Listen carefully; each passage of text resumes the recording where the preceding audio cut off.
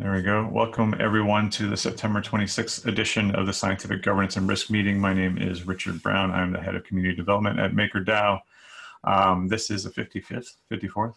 I don't know. We're getting up there. There's a lot of episodes underneath our belt.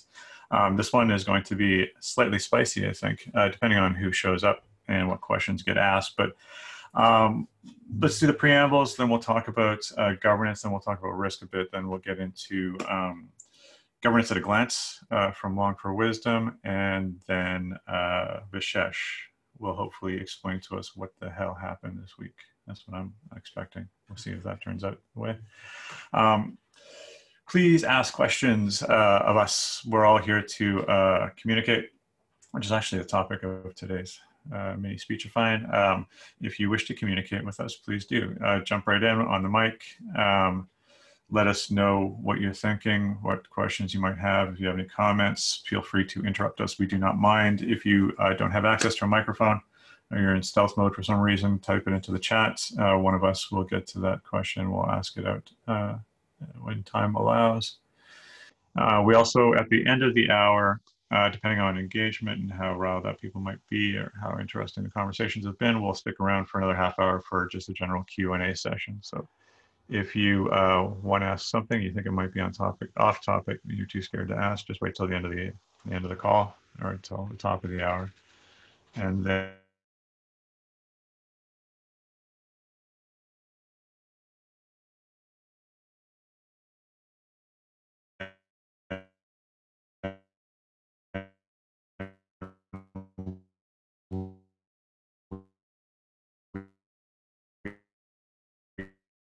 you will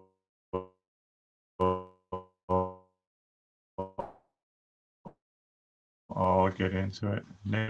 What the week. And there's been some frothing in the community, and I say community, I use that term lightly because it ain't my community. It's the crypto Twitter community. It has not been nice to us, and that's what crypto Twitter does. So I wouldn't let it get anybody down. But there's been some interesting topics that have been raised in the last 72 hours, possibly. Lots of band-aids have been ripped off, lots of internal discussion, not internal discussions, lots of heavy governance discussions have been subject to hot takes on Twitter. And hot takes are basically the bane of my existence because it's a euphemism for ill-considered and, well, anyways, maybe I won't clarify too much on what my feelings are about crypto hot takes. What we should do today, and what I would like to do if there's a sufficient interest, is have a loose Q&A session about concerns that might be happening in the community, things that people saw on Twitter, discussions that people might have heard or been a party to that left them confused and or unhappy, myself included. And then we can dig into the general agenda for these calls. I'm going to kick it off because it's always tough to just start piling on questions if the questions exist. And this is going to be slightly, I don't know, it might be slightly painful for people, but maybe it's not. It's a good opportunity for us to reinforce some of the things that we're doing here. And that's something that can become, those lines can get blurred after a while because it's a long road that we're on. There's lots of things that we need to understand. There's lots of issues that arise and sink beneath the surface and then come back again over the course of the history of MakerDAO. And we've slowly been working towards creating a governance process where communication can happen effectively, where debate can happen effectively, where we can achieve consensus, where we can vote on things, where we can differentiate between sort of the will of the people in the forums versus the will, not versus, in addition to the will of the stakeholders, the Maker token holders in the governance portal. We are inventing this universe as we go along. I just had a long conversation with a very large firm yesterday when they were they asked me a series of questions about what does governance mean for MakerDAO, how does it work, where is it going?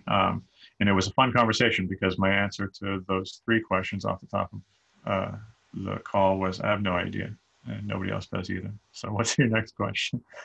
We eventually got into some of the nitty gritty, but the thing that we need to remember is that we are in many ways doing something sort of new here.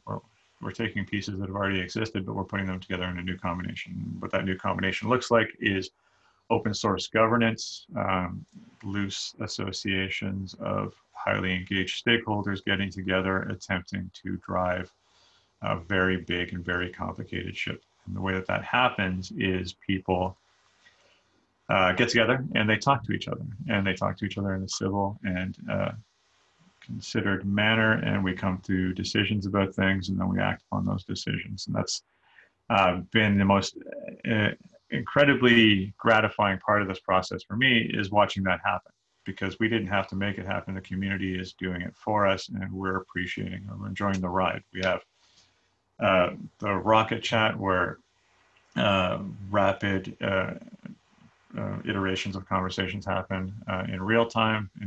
Anyone can join and talk to anyone in the organization about anything that they want. It's revolutionary, actually, because 10, 15 years ago, you did not have the opportunity to jump into the chat room of Coca-Cola and start asking the board what they're up to. And you can do that at MakerDAO. We have the forums, which where governance, serious governance happens. And this is something that's, it's a perfect example of self-organization and the community coming together and taking responsibility for its own ecosystem. And we've seen some fantastic developments there where processes are being created, signals are being surfaced, people are coordinating into specific roles. They're doing work for us, we're doing work for them, and governance is getting moved ahead. We also have, oops, actually, let me scroll up to my notes. I do have talking notes here, believe it or not. We have these governance calls. That's where we broadcast information. It's where we do some social cohesion. That's where everybody gets on the same page, and we have the opportunity to deal with pressing issues and then move that stuff back to the forums afterwards. And then ultimately that ends up in the portal. And in the portal, that's where literal governance happens, where decisions get made, the system gets altered based on the will of the community. So these are all, I'm sure that come as no surprise to the people in this room. The people in this room are the ones that helped us build this whole system. And that's how we see enormously encouraging activities, like for the first time just recently, the community has gotten together and self-organized and literally altered the way the system works. It wasn't a drastic alteration, but moving from linear rate stepping to exponential rate stepping was fairly impressive, if you ask me. All the angles of that discussion got pulled apart. All the debates happened. The community refined their intentions, and then it went into the governance system, and then the governance system chose to accept it, I believe. Actually, I haven't checked in the last 10 minutes. But so we have a system that works. We have communication, we have smart people, we have forums and chat rooms and calls. We have tooling in place. We have examples of smart people doing smart things for the benefit of this ecosystem, and we're growing and getting stronger every day. So here's the situation. Where there's a thing called crypto Twitter out there, which is a cesspool of insanity and iniquity. And all right, so let me stop getting flowery. There's a lot of people on crypto Twitter whose gig basically is to be a contrarian. And being a contrarian gets you likes, it gets you views, it gets you subscribers and upvotes and thumbs and whatever else it is people do these days. Being a contrarian becomes a brand. And we have a different brand at MakerDAO. And our brand is, let's be cool, calm, considered, and do things intelligently in the best possible way that we can in order to shepherd this protocol to success, to help de-risk people. We have vulnerable populations, we have emerging economies, we have all kinds of very, very serious things that we need to keep our eyes on, and responding, changing course, getting unhappy, or mad as well, getting mad at people who spend 5 minutes are picking away at us on crypto Twitter is not part of the governance process.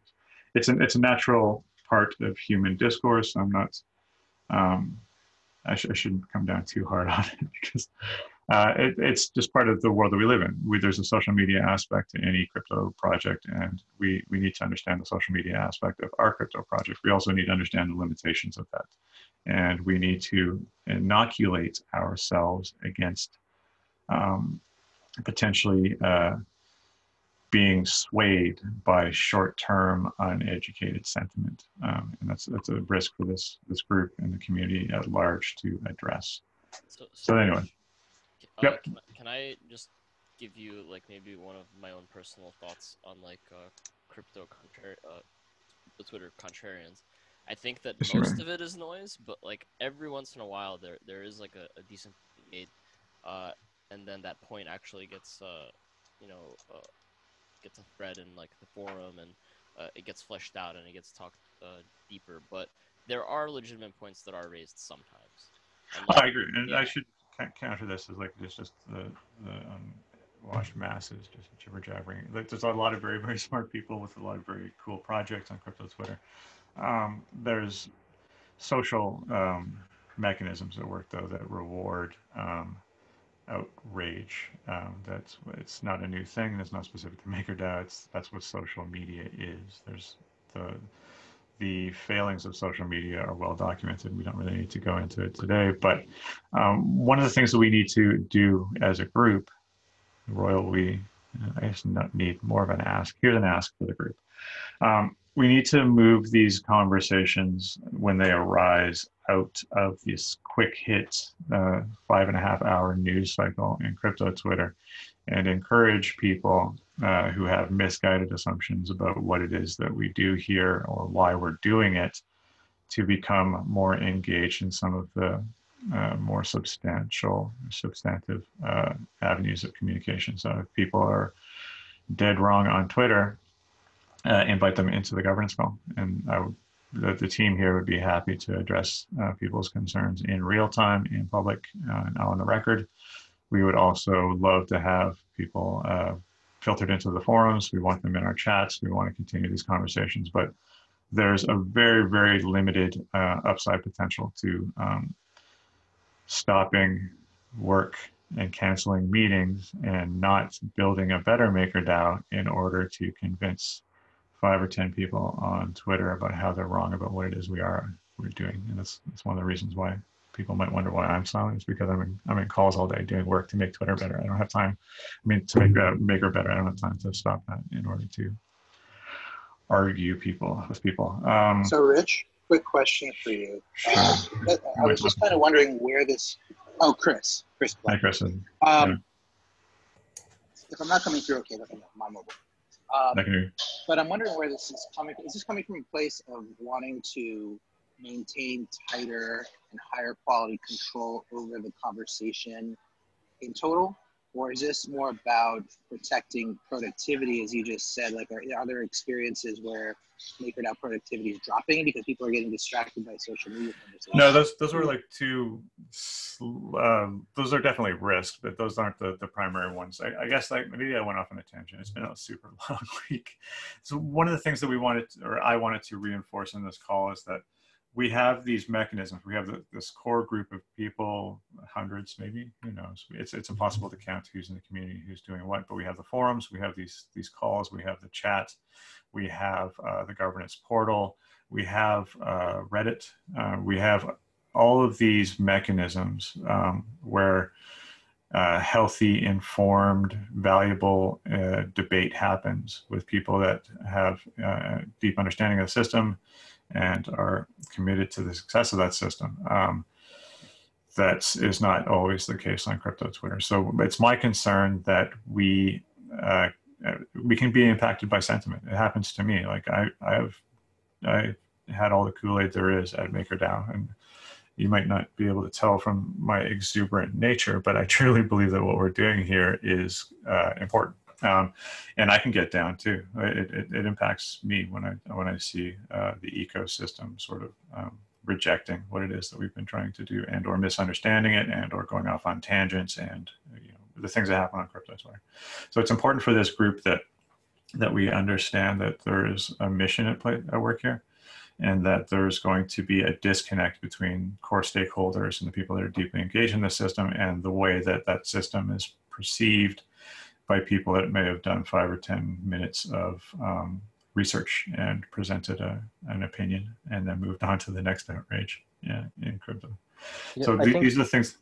I think maybe one explanation is that DAOs are, as a class, very early, very immature, and as a result, they are ripe for capture by bad actors, by mob rule, and so forth, and is really one of the reasons we've been harping on this scientific governance meme over and over again for probably the past 2 years.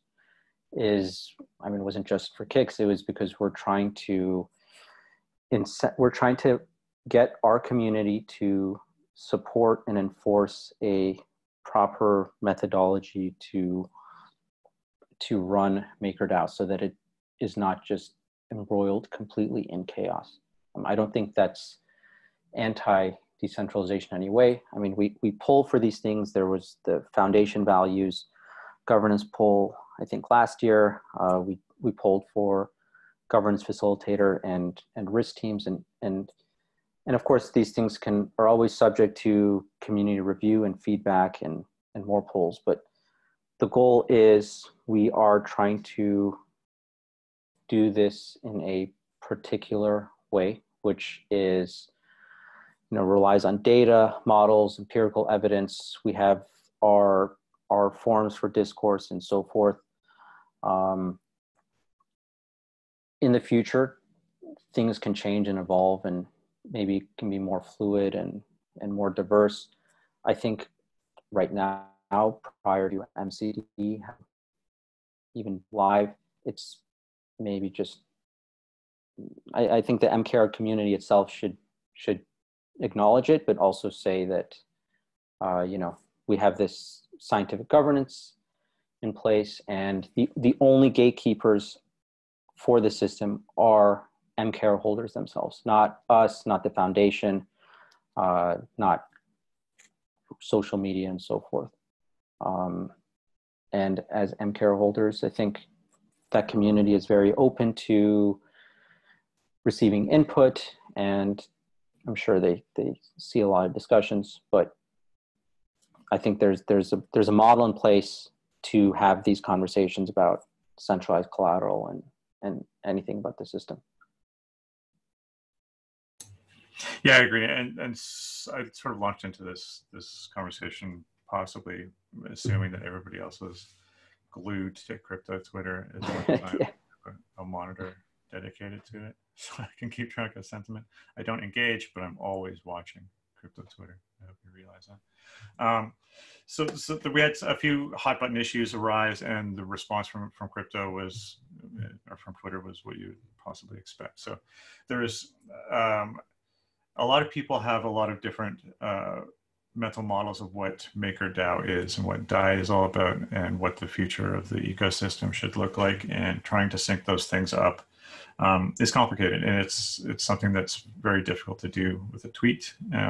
So people draw the lines in the sand, and they pick which tribe they want to belong to and which version of that tribe is more appealing to them, and then they start sharpening their pitchforks. And that's not the way that we do things here. This is, as Cyrus pointed out, this is scientific governance, and I know that that's a term that annoys some people, but we're not going to give it up, because that's exactly what's happening here. It's an aspirational thing, possibly more than a literal thing, but we expect reproducibility, we expect evidence, we expect clean data sets, we expect debate, we expect consensus. Things don't change because of misunderstandings. We need to create some clarity here. And one of the issues, or we've dealt with a series of issues here, and Cyrus touched on one of them briefly. That is, MakerDAO is bringing in centralized collateral. Centralized collateral represents an existential risk to the organization, and therefore the organization has gone completely off the rails. And we see these chains of logical fallacies, mistaken assumptions, and they tend to feed on each other and then escalate. And that's one of the major threads that we've been watching in social media. And one of the things, and I'm not going to, actually Cyrus can come in and explain to me exactly whether I'm right or wrong in my assumption here, whether I've missed some of the nuances, but there, MakerDAO for the foreseeable future is going to be almost exclusively backed by crypto collaterals. It's our intention to grow the ecosystem as much as we possibly can. And the way that we grow that ecosystem is we need to interact with the real world. That's where, if you want to talk about total addressable markets, the total addressable market is in the real world. That's where we need to go. In order to get there, we need to figure out ways to ingest real world collateral. How that happens and when that happens, and then what volume and what appropriate risk parameters are applied to those collaterals, and how measured our response is, and how slowly we get there, is all entirely up to the risk teams, these governance calls, the forums, and the community itself. The Maker token holders ultimately decide. So this is a long road that we're going down.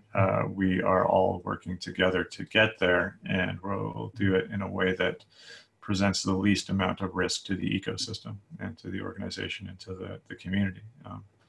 So getting overly excited about the possibility of centralized collateral types in being added to MakerDAO now is slightly premature, and we have mechanisms in place for people to express their concerns and to get engaged with the system and to provide their insights and cast their votes. And so there's no gatekeepers in the system. Maker doesn't do things in this model, and when it comes to collateral types coming into the system, it's up to the Maker token holders. And so this is a process for all of us to be involved in. Yeah, I think, sorry, let me just jump in with one more thing. I think once we have our first governance cycle with MCD, where we actually go through re-adding ETH itself as a collateral and some of the others from the initial collateral set, to be more aware of the process, the models, the numbers behind it all, and they'll hopefully appreciate the amount of care and detail that goes into adding any collateral, centralized or not. We've never had that on this call, right? SCD was born a couple of years ago, and the risk parameters, other than the stability fee, have more or less been the same, right? All that is going to completely change with MCD. We put an enormous amount of work to build out templates and structures to help with that whole process. That this conversation around centralized collateral assets is happening now, so close to MCD launch. It's just more of an unfortunate timing than anything else. Because if this conversation were to come up right just a few months down the line, then I feel like the context would be completely different, because we'd have a structure in place to deal with any collateral asset, more or less. So yeah. Also, yeah, it's important. Sorry, actually, somebody else wanted to ask a question. Who was that? Oh, that was me, Chris, again. Hey, Chris. Well, I mean, I kind of just had two other points. Number one is a lot of the chatter over the past week, I saw Rune putting in quite a bit of effort into trying to start conversations on Reddit and Twitter. So I think it's important that the foundation is kind of all on the same page with regards to this stuff. That's number one. Number two, kind of looking at this from a different point of view, I think, after a couple of decades working at, like, a lot of my time was spent like trying to subvert social media and control it and, failing for the most part. I think that, it's not realistic to believe that we can, for the next 1, 2, 5, 10, 20 years, completely shelter MakerDAO's governance mechanisms from public opinion. As utility increases, as adoption increases, more and more people are using DAI. And if there's one thing I learned from working in and around U.S. politics for the past 10 years, it's that, trying to ignore social media, trying to control it in any way, never ever works. I think that the best things that we could do are educate, and what I am getting out of this conversation is that there is as much as we might not want to admit it, there is a semblance of a position that the foundation has on, for instance, the MCD issue. You know, and it seems like most of the people on this call are kind of on the same page. But there are going to be people who, whether it's because of they're uneducated or they have a different set of principles or whatever it might be, that we have to sell those ideas to, you know, and I think that just trying to ignore them is going to, you know, I predict in 6 to 12 months, we're going to have people that are professionally campaigning for maker governance votes. I think we could have people out there creating 30 and 60-second videos that look a lot like political ads that you see in presidential elections. You know, trying to. I agree. So I think that that's where we should be focusing instead of trying to sort of build a Berlin Wall between Twitter and MakerDAO's forums. Yeah, okay. So you raised a lot of really good points. Just let me finish. Yeah. So, like, yes, you sort of hit the nail on the head that when it comes to our external social media strategy, there's a long road that we need to go down, because what we're doing here, and I've touched on this before, and it's I don't want to overemphasize exactly how special and amazing it is, what the thing that we're doing here, but it is basically, it's new in a lot of ways. And so the Venn diagram of social media and business operations in the crypto space is a lot larger than it is, I think, in any other vertical. So we expect people in our organization to have their own opinions. We expect them to present those opinions publicly and foster discourse, and we don't expect everybody to be on the same page, because there's this expectation that we all have our own thoughts and opinions. And so it's measuring that against having a unified public strategy is an enormously tricky task, and it's something that needs to be figured out over time. But the second thing that I want to address, though, is I didn't intend to give the impression that we need to create this wall, and I'm not asking everybody to just uninstall Twitter and to pay attention to the masses. That's absolutely not what I was talking about. I was leading into the second part of my conversation. The second part of my conversation is education. So we have these forums, we have these mechanisms, we have these discussions, we have these processes, we have these venues. We have a lot of ways for people to engage in this system.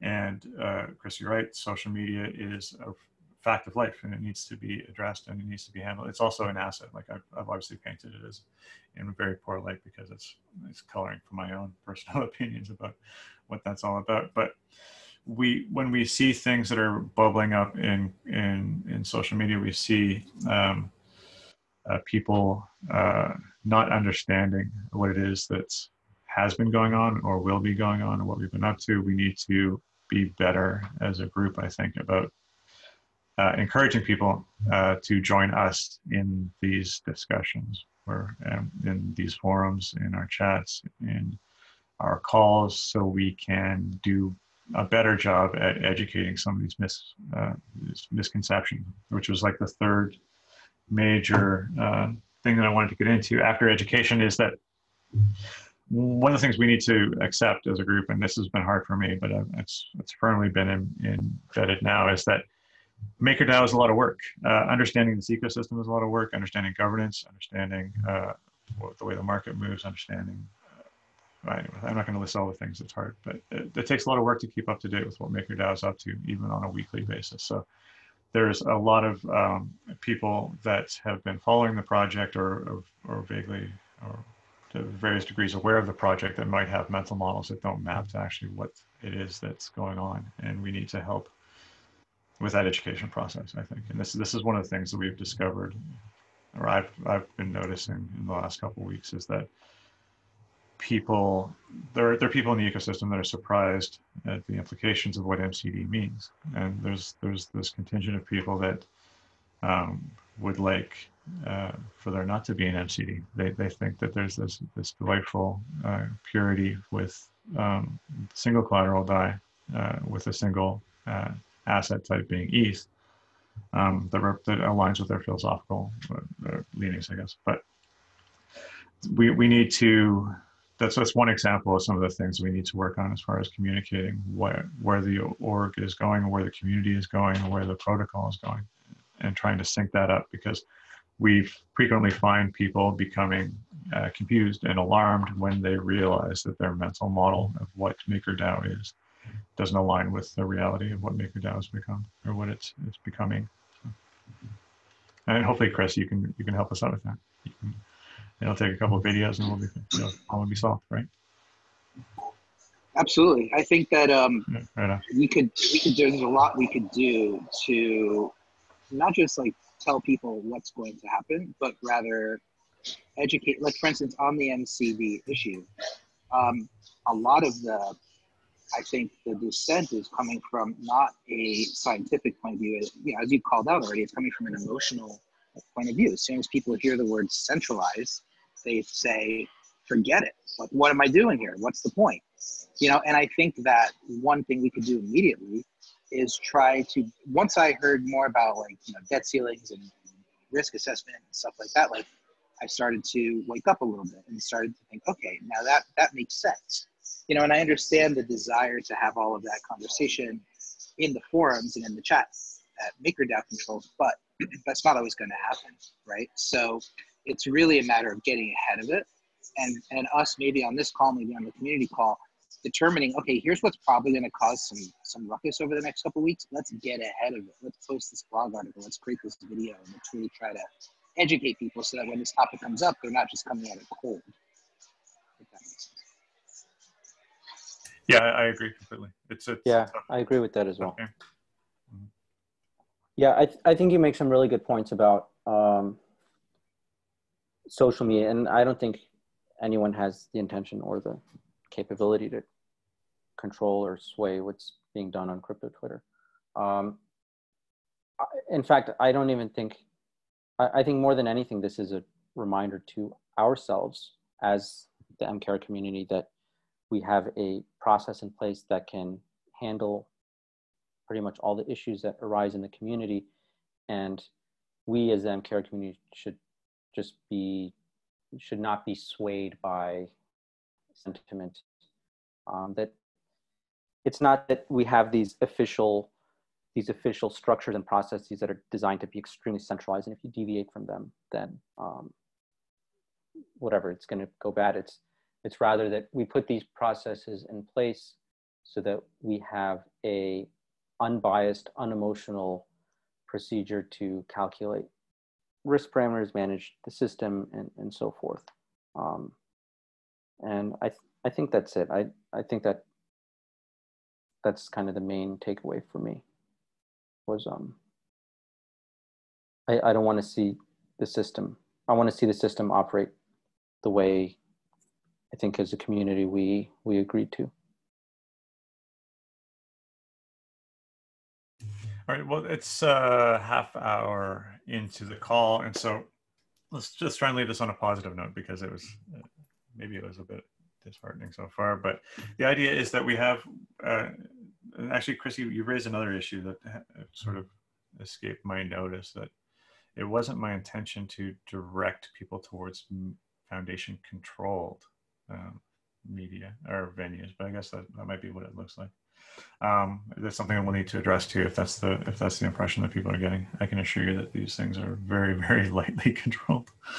But we need to work better, or come up with some kind of strategy in order to educate and create better onboarding venues, mechanisms to create better resources where people can come in and in some way efficiently and accurately get themselves up to speed on what it is that has been going on, because it's, like I said, there's a lot going on. So combination between that and inviting people into these venues where we can all talk face-to-face and or in chats or in Reddit threads and get some healthy debates going is going to be the secret of our success, I think, when it comes to sentiment. But I think I'm going to leave it there for now. If people want to stew on that for a bit and ask some questions, please type them into the chat or hold on to them. We can address them at the end of the hour. LongForWisdom, I'm going to turn it over to you, and you can give us an update on what's been happening in the forums. Yeah, okay, sure. So it's pretty much stuff you've already covered. The largest sort of points of discussion this week have been the option of using centralized collateral, basically. Specifically, is split over two threads. One, what's the point of adding stablecoins as collateral, where Rune pointed out the utility of having stablecoins. And the second thread that Rune's created, where he discussed the concept of purity DAI as an option in the future for sort of more crypto-focused DAI. So leaving those aside, as we've kind of discussed them a little bit, the consensus threads, they've been, or the signaling threads, sorry, we've had 3 like so far. Exponential rate stepping is currently on chain. Looks like at the moment it's going to pass, which is good. As Rich said, that's kind of impressive that we've managed to do something. The second is the stability fee poll cadence. So that was where we were discussing whether to increase or possibly decrease, mainly increase the stability fee poll cadence. So that thread has ended now with no majority for change. So in general, people think the stability fee poll cadence is fine. It's still pretty close, so it's something like 40-60. So potentially it'll come up again in the future. But for now, we've kind of settled it. At least no one's sort of bringing it up. So has the community sort of arrived at a simple majority is good enough to decide to move forward, or is there still discussions about 75% in favor is what it takes? So there haven't really been that many discussions about what size of a majority is required to do anything really. Based on what I sort of said before we set it up, I sort of said we need 50% to continue, and one's complained. So that's interesting. All right, thanks. So the last one is the debt ceiling signaling threads. So the first week of that's finished with I think 80%-ish majority, suggesting that we should increase the SCD debt ceiling. So we're now at the stage where we're considering specific options, such as, I think the options are increasing it by 20 million, increasing it by 50 million, and sort of agreeing to increase it by 10 million any time it goes within 10 million of the ceiling, whenever the supply gets to. And yeah, it's I only put it up today, so we're still sort of waiting to see what people think about those options.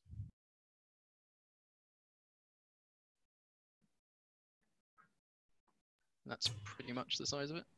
Well, I'd be interested in, I mean, not just as a hypothetical, I'd be interested in seeing that poll be rerun in light of recent events. Do you mean? How do you mean? I mean, the DAI supply, it's just dropping fast. Yeah. So the initial sentiment poll is still active. So if anyone wants to change their vote to no, we shouldn't change this now that it's popped again, they're welcome to do so. I mean, my personal opinion is I just don't think it will have a huge impact one way or another, because there isn't natural demand for DAI supply above 100 million. Is there any risk that you can see, like even if there's no demand, is there any risk in just raising it anyways if the community decides to do it? I mean, of course, higher debt ceiling will always carry some incremental amount of risk, but even lower debt ceiling could add risk for other reasons, right? If the cap gets hit too fast. In general, these are considerations that we will be making for MCD and so forth, but right now it's not easy to kind of just airdrop in one day kind of a whole framework for how we might think about debt ceiling. Just as, again, as a personal opinion, is that I just don't see huge issue one way or another, because I don't think we're that close to the supply cap anyways. I mean, it felt like it last week when the DAI supply shot up from 75 to 85 million in a few days. But yeah, if the community wants me to maybe provide some more context or make a forum post on some of the considerations, I'll be happy to. But yeah, other than that, sounds good. If you want to, would be useful. Yeah, other than that, I'm not sure if there's really an enormous amount of if there's a ton of stuff that we could do on our end, but happy to. All right, if there's nothing else of interest in the forums, Long4Wisdom, I think that Cyrus, I'm going to hand it up. Just one thing. Just one question about forum polls in general. They seem to be becoming more and more important over the past few weeks as they're driving a lot of big decisions. But I feel like they're still kind of hidden in the forum. Is there any way that we could make the active? I understand they're in the governance at a glance, although I consider that kind of buried. It's not super intuitive, but that's the first place that somebody should look for open polls. Is there anything else we could do to drive attention to the currently open and active polls? Well, the answer is yes. There's probably a very long list of things we can do. Figuring out which ones we should do, which ones happen first, is an open question. So this is something that we've been wrestling with from a wider perspective for a long time, is that in crypto, we are making all these enormously clever things, but for some reason, nobody's invented a way to tell somebody else that something just happened, which is slightly disappointing. So I'm not sure how we raise some discoverability. Like, obviously we can have a Twitter bot, like all the MakerDAO bots. That would be possibly something. We tweet them, I guess. That's some visibility, but I'm not sure. Beyond setting up some kind of MailChimp account and getting everybody to give us their email addresses, the push-pull thing is a tough question to answer. Do you have some idea? I was even thinking, I mean, my initial thinking was just on the forum itself, because when you first arrive at the forum, it's even difficult to find the polls. You know, so if there was some sort of box on the forum homepage that had, here's the currently active polls we want you to engage in, that would be a first step. I think that's probably the most important thing we can do. That's actually a great idea. Yeah, let's just do that. There's banner functionality I played with once and then forgot about. I can turn it back on again and see if there's some way that we can reference currently active polls in the forums. That's a good idea. Thanks, Chris.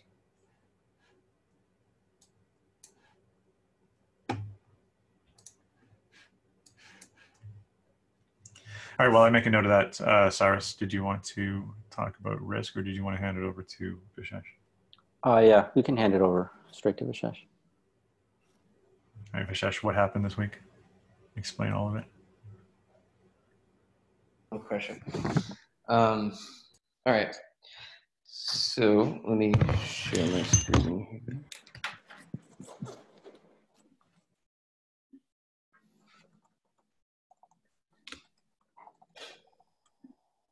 Cool. So to start with the just DAI supply, what's been going on. So as everyone is probably unfortunately aware, ETH went a little bit crazy over the last week or so. So what was really interesting was initially we sort of had, here's the ETH price. So initially we sort of had this run up, between like the 13th of September and the 20th, after which point it sort of quickly and precipitously dropped back down to just below where it was initially. And so a lot of people having a lot of discussions about what this was, how it happened, why it happened, sequencing of news, and how that sort of hit perception, et cetera. We're not really going to, speculate and explain the ETH price here, but it is important to note that, like, as that ETH price movement ran up, essentially leading up to that, there was a little bit of an uptick in activity. Supply was coming up. There was a big draw sort of coinciding in a similar time frame, bringing the DAI supply rather quickly back up to 83, 84 million, topping out at around 86. And then with those liquidations and with that price drop, jumped right back down to, roughly a similar level, slightly higher to where it was. So, at the end of the day, a bit of a parabolic path, but going from 79 to 80 million to roughly 80, 81. And so during that same time frame, there was initially on that like September 16th time frame, September 15th, a fair amount of collateral that was added, which sort of initially made sense because as that supply was drawn out, as leveraging behavior increased, there was just sort of a commensurate adding of collateral. But then interestingly, again, as that price dropped back down, there was an additional adding of collateral, although a little bit more slight. So the collateralization ratio had basically in adjusted terms come down a little bit. So there is a little bit more risk there, but as that ETH price is lower, people also, I think, generally perceive less likelihood that the price will further come down. So that's why there's a little bit less added in that second spike. So yeah, I mean, this kind of just further reinforces the continual narrative that we see that, you know, when leveraging behavior occurs and as people draw more debt out, they put more collateral in, but then also when things become riskier, when price drops, et cetera, they put more collateral in. So jumping over to some of the yield limit stats. So just these, like, putting in context of long-term trends, the amount of collateral that's been added is sort of just continually grown. The amount of collateral that's been removed was growing for a while and has sort of slowed down and has maintained that slower, slightly slower pace. So actually, in nominal terms, over the last few months, that collateral amount has actually been growing. The debt, again, so you can see here, the amount that's been drawn out was growing, and then started slowing down in that similar time frame that I was discussing above. But then so was the amount of debt that was being removed. So this is where in this time frame debt was pretty flat, and then very recently there was a little bit of a spike and drop back down. And then you can see here, so essentially the bytes recently were sort of a non-trivial amount. It was a fairly significant amount of bytes pretty quickly. And I think this is a sort of risk scenario that I've described before, something to just continually be aware of. And I think people should generally check their expectations when ETH has sudden quick price movements upward, because then if people sort of react accordingly and then ETH price drops back down a few days later, you see a lot of liquidations. And so I think that's actually the most risky scenarios when there's little humps in ETH price. Risky in terms of getting liquidated. Liquidations, as we've discussed, are not necessarily all bad. So yeah, and then you can see here again that sort of relationship between ETH price and collateral has just continued to hold. All right, so jumping over to some of the other stats. So DAI price, pretty steady, slightly above $1. The trading volume in the last 24 hours is low to middling range. But what was interesting was actually in the last 7 days, that trading volume was pretty significantly higher. So again, still centered pretty much around $1, slightly above, which is particularly interesting, that with all this volatility, with all the liquidations, even with the increased leveraging behavior, still the DAI price has been doing pretty well. And so that's, you know, for 7 days, 26 million in ETH DAI trading volume is pretty solid. So yeah, I mean, that spread is looking pretty good. PEG seems to be working just fine. As far as what's been going on with some of the secondary lending metrics, so you know, as the stability fee had come down a few times over the past couple months, we saw those rates for the secondary lending platforms kind of track. What's interesting is recently the borrow rates for those platforms have kept a little bit less of a buffer to the stability fee than we may have seen in the past. So at higher stability fees, or even at similar stability fees, but quite a while ago, we would have seen a little bit more of a buffer between those rates. So that's kind of interesting to note, and we can go down below and unpack why. So just that borrow volume, so total amount of borrow volume for DYDX and Compound had actually taken a bit of a hit during that same switchover. So essentially, what was kind of going on was there was a bit of initially some refinancing back to Maker from Compound. DYDX borrow volume was actually pretty much just grown, except for a slight dip associated with the drop in overall supply. And that tends to make sense, is when overall supply drops, so too does the amount that's being borrowed. So yeah, essentially that Compound borrow volume was pretty steady for a while, took a bit of a hit with that sudden price drop. Supply volume has just kind of steadily been growing on both. It's been, more or less flat for Compound, and DYDX, it has grown, about 7 million in the last couple months. So overall, I think DYDX has seen a growth and uptick in activity, and Compound has been pretty steady and a slight dip in activity in the last month or so. Excess supply of DAI on those platforms has just kind of consistently grown over the last month or two. And the utilization rate commensurately pretty steady, but a little bit volatile for DYDX, which, as we've discussed before, some of these metrics tend to fluctuate a little bit more wildly for DYDX than they do Compound. But the utilization rate for Compound has actually kind of consistently dropped since the beginning of August. It's actually at one of the lower levels that we've seen in a while. Yeah, so that's the range of the metrics for the week. I'll kind of open it up to questions if there are any.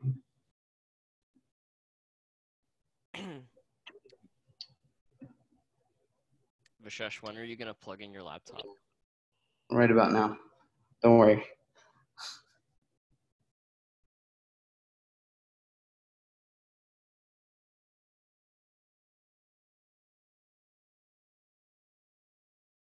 So Vishesh, I have a question for you. I know that you said an emerging theory is that at higher rates, there's more of a spread between the borrow rate on secondary lending platforms compared to the borrow rate on MakerDAO. Do you have like an idea about why that is? Well, so in part, the well, it seems like battery life is a popular topic. So in part, I think it has to do with the fact that, like, as those rates are more expensive, people do tend to, I think, exercise a little bit more of a preference for seeking the better rate. And so I think more of that volume tends to move to Compound, for example, when the stability fee is more expensive. And so as more of that volume moves over, you do tend to see those utilization rates respond accordingly. And so what's interesting is when the supply is increased, so you have to kind of talk about it in two different scenarios, which gets a little bit complicated. But when the DAI supply is increasing, then you do also tend to see more DAI being supplied on secondary lending platforms. And then when the supply is sort of decreasing, you don't necessarily see that supply value dropping much. So the reason is because DAI seems to be sourced in two different ways. So some people are purchasing DAI and then just sort of lending it out on secondary lending platforms. And others, for the borrow volume, it's more of like a refinancing back and forth between Maker and Compound. So you kind of have this cross-hatching between what's going on with trading activity and what's going on with lending activity. And so it gets kind of interesting to think about that when those utilization rates are, tend to be a little bit higher, the rates on Compound are, for example, more expensive because that formula is exactly what drives the rates on those platforms.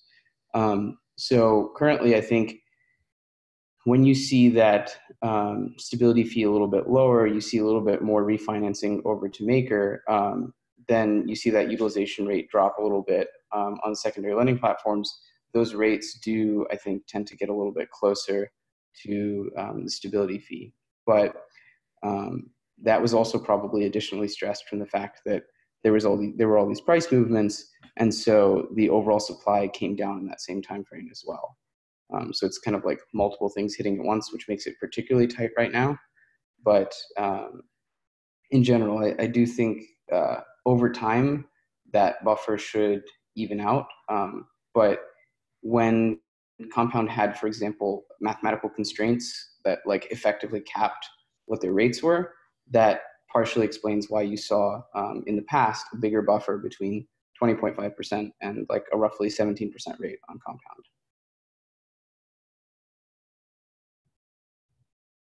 Cool, thanks. It's a lot to digest. A lot of there.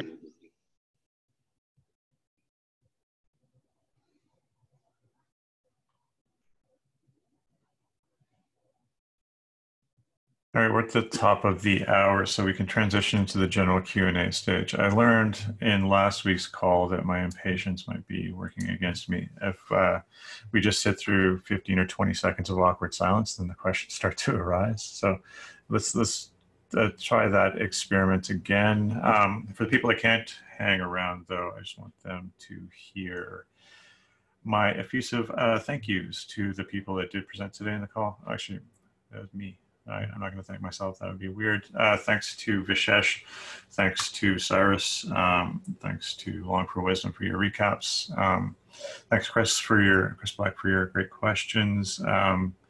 Feel free to hang out, though. We're going to stick around for a bit and just do a general Q&A, like I said. So thanks, everybody.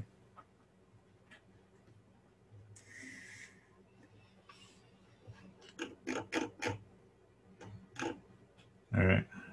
How much awkward silence can we all handle? See if we can go for a new record. All of it. Yeah. I kind of, yeah, I don't know. It's something about my personality. I can't handle it. I want to sabotage it, do jokes, ask annoying. I have a question. Yeah. Is it time for questions? Yeah, it is. It is officially time for questions. Thank you. Okay. Maybe I don't know if I'm the only one, but I'm a little out of the loop on what happened with the governance facilitator. That was approved, right? And what's the next step with that? Well, the next step, here's the process. I can let me know if you're already up to date with where I'm started. So there's a need in the community to sort of formalize the role that I've been occupying up until this point. We need to decentralize the ecosystem, and the role of a moderator, a facilitator, the administrator of these calls is one of the first perfect examples of something that needs to be moved into the community's control. In order to do that, we have a model in place, and that model is that the foundation splits off one of its own internal resources, funds that resource, and then we use this as a template for the future. And then we iterate for a bit. And then ultimately the goal is that sometime post MCD, once we understand whatever mechanisms are going to be put into place that allow the community to fund its own actors. Once that has been determined, then hopefully I'm sure there will be a mechanism where we'll take the template of whatever it is the governance facilitator has evolved into at that point, and then the community can begin to identify people it wants to assume that role as well. And then instead of one governance facilitator, we'll have many. I don't know how many, the community can figure it out. If I had to guess, it would be nice to have one that was in each major region. So one for Latin America, one for the APAC region, etc. And then we can have a committee or a group or a team of governance facilitators, and then they can ensure that what happens in this call happens, and in this call and the call's ecosystem happens for their own specific regions as well. So everybody knows exactly what's going on. And then at some point soon after, in that glorious future, I will be able to not do this anymore, and the community can take it over, and then I can go back to other jobs. So that's the general idea, Chris. I'm not sure if that's what you were asking me, but that's what I said anyways. Well, I mean, I know there was a poll, right? And the position was approved. So now the position exists, but you're in the position, right? So is there a plan now to hire somebody that will take that off of you? No, that's like I said. So until we have a mechanism in the community that allows the community to fund its own actors or its own agency, in the same way that the community at some point will need to hire its own Oracle teams, it will need to hire its own risk teams. It'll need to hire 20 different types of teams. We can only begin to imagine what those will look like in the future. Presumably, in some situations, the foundation will just step away from their involvement, and in other situations, the foundation will keep a representation, an active team in that ecosystem.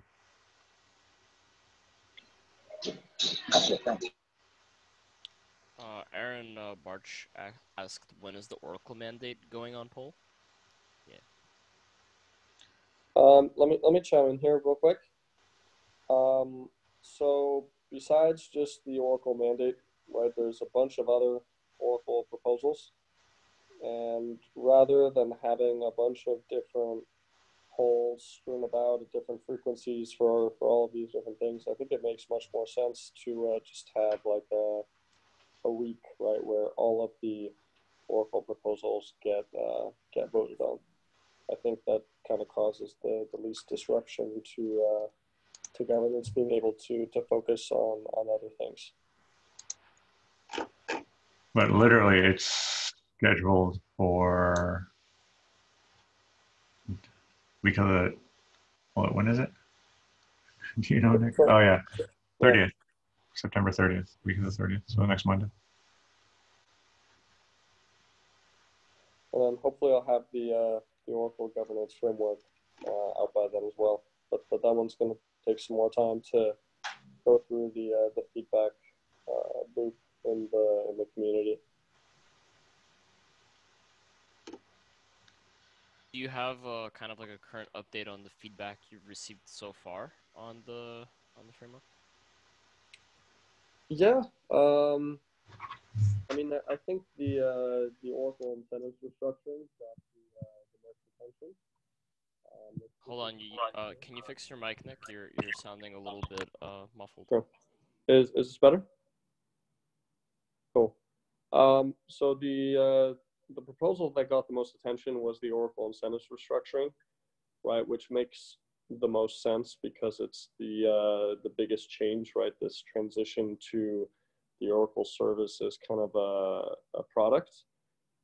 So people wanted to chime in and see how right? So we're adding a whitelist to the oracles on who can read the prices, and people want to chime in. Well, how does that whitelist work, right? How is that implemented? How do customers / users pay, right? Who do they pay? What do they pay in, right? So it was mostly about getting clarification about those kind of like LongForWisdom said, implementation details. And if anything, he's actually been the one that's been keeping me honest on both of these and on all of these different proposals. And thanks to him for really digging through these. Yeah, and thanks for clarifying the points I brought up.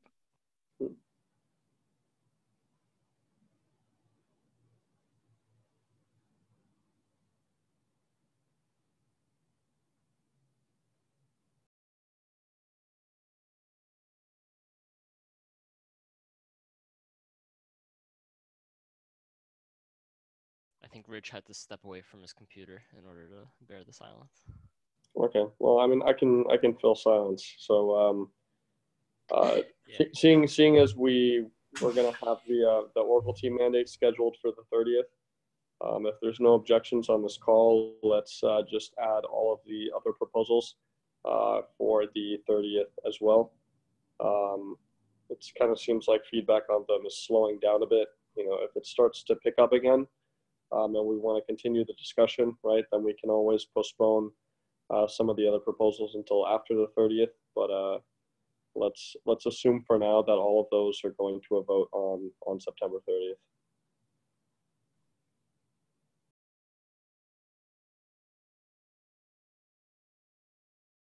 Cool. And they're going to be the same, like 7-day type mandate polls as the others, right? Yeah, that's correct. Cool.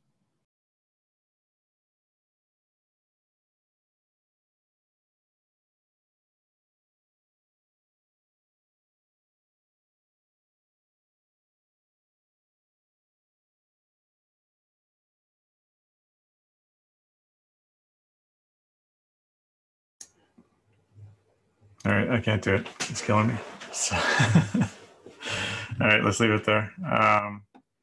If the conversation continues in the forums, though, so if there are any additional questions, please join us, and we will be happy to dig into these issues in greater detail. All right, thanks everybody for joining, and thanks for sticking around. Thanks for sharing the silences with us. It's these moments that last forever. All right. Cheers. Bye, everybody. Bye, everybody. Okay. Bye, guys. See you.